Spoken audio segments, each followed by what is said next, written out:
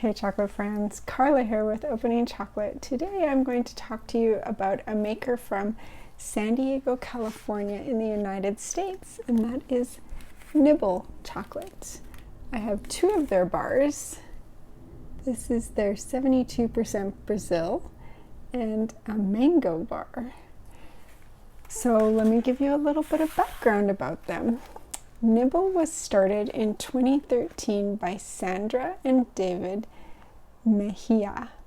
They are originally from Colombia, but they moved to the United States probably a couple decades ago now. And Sandra is an accountant, and David was in the wine industry for many years. He was a broker. He worked for a North Carolina wine broker for a long time. So in 2013, they decided they were moving to San Diego with one of the goals being that they wanted to start their own business. So while they were researching the possibilities, bean to bar chocolate got to be on their radar, and this started kind of feeling like the right thing to do, like the path they were going down, for a few reasons. One, they had loved chocolate, bean to bar chocolate. They had been eating taza. She told me that they ate taza all the time when they were in North Carolina. Sandra, interestingly enough, when she was a teenager, for many years, she actually sold chocolate in school. Like, technically, she wasn't allowed to, but she did it at breaks and sometimes in class, and this got her in trouble a few times, but everyone always knew that she was the person to go to if you wanted chocolate. And then they also had previous to moving, they had some health concerns that they made some big changes in their diet. And so 2-ingredient chocolate was really appealing to them, and the bean to bar movement with its organic nature. There was a lot of similarities to the wine industry, and in 2013 it really was, the craft chocolate market was a growing market at that time. So they started in their La Jolla kitchen, as many makers do, starting in their kitchen with the cottage license. They watched all the videos they could online. They ended up taking classes from Nibble Chocolate out of Canada. Both of them still had their jobs. They were doing East Coast hours though, so they do the jobs in the morning, and then in the afternoons they would do all things chocolate. So they would have their test batches and failed batches and experimenting, and David built the winnower, and so that's what they would do with their afternoons. And by 2014 they were having their first sales at farmers markets. So since then, they have moved into a commercial kitchen in Sorrento Valley. But I actually, in November, I visited their store in Old San Diego. And this is what I picked up. I picked up a couple of their bars, the Brazil and the mango. And I also got some of their hot chocolate, but that one's all gone already. I used it, I sampled it, and then I used it in one of my online tastings as well. So that one I don't have anymore. So let's see, what else can I tell you? They use four origins. They use Brazil, Dominican Republic, Peru, and Madagascar. No Colombia yet. Like I mentioned earlier, health is important to them, so these are paleo, they're vegan, they're gluten-free, they're organic, so hitting all those health concerns that people sometimes have about industrial chocolate. So I am going to flip the camera around, we'll take a look at the bars, I'll tell you a little bit about the wrappers and the name, and we'll go from there. So let's flip the camera. All right, so here are the two bars that I have from them. Let me pull back a little bit, and you may be hearing some thunder in the background today. So here is the 72% Brazil.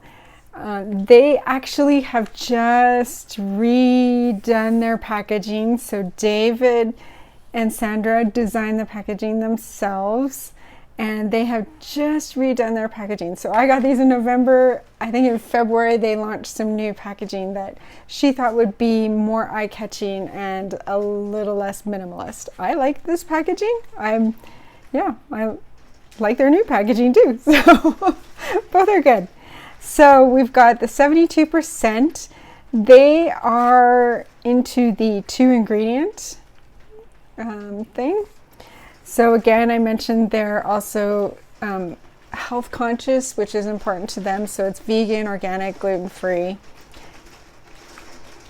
What else do we have on here? So tasting notes, we're going to ignore those. This is a Trinitario from Brazil. Let's open it up and see. Oh, the name Nibble. So Nibble, they had been looking for a name for a while, and they were reading a magazine article one day, and the word just jumped out at them. They were having some trouble finding a name, and then this just jumped out at them, and it seemed perfect because, as you know, with craft chocolate, you're supposed to not chomp the whole thing down like you would with a regular bar, but just nibble a little bit at a time so you can taste it and enjoy it. It also resonated because of their wine experience. So when you're tasting wine, you don't guzzle it, you're just taking a sip. So it's the wine equivalent of eating chocolate with a nibble. So this is an interesting mold. Let's take a look. Let's listen. We're going to use all our senses. We'll listen for a snap. Nice snap. Kind of broke weird there, but good snap. What I'm going to do now is I'm going to just warm it up with my thumb to release the volatiles from the cocoa butter and see what I can smell, and taste it and see what I can taste, and I'll be back. All right, so with this bar, I get, it has a gentle aroma, very sharp snap, but just a gentle chocolate cocoa aroma. When I taste it, I get an initial like retronasal floral, pretty strong, chocolate torte, like flourless chocolate torte, and about halfway through the fruity notes start to show up a little stronger with notes of grapefruit and tart tropical fruit, like mango. Well, no, not mango, more like pineapple or lilikoi, and it has a grapefruit finish, but not pithy. Definitely grapefruit though. Grapefruit finish, yes, I think that. So let's turn the camera around and finish up. So that's Nibble Chocolate. I don't have a lot else to tell you about them. In one of the articles that I read about them, they were talking about the popularity of their different origins.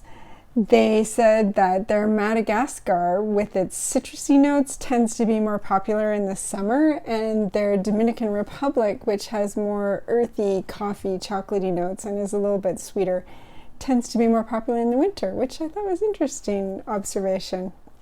They also make, I didn't pick any of these up, which I now regret, but they have these little jars, maybe I can put a picture up, of like what I would call like little nibble bites of the different origins as well, little tiny squares of chocolate. But they have lots of offerings. When I was there at their store in Old Town San Diego, I also got I believe it was called a Mexican hot chocolate. So they have lots of other offerings in addition to their 2-ingredient chocolate bars. So that is Nibble Chocolate out of San Diego, California. And yeah, that's it. So I hope you found that interesting. If you have tried Nibble, let me know what you think of them in the comments below, or if you have anything else to tell me, or if you have some chocolate maker that you think I should do a video on, let me know in the comments and I will check them out. Until next time, when we talk all things chocolate, thanks for watching.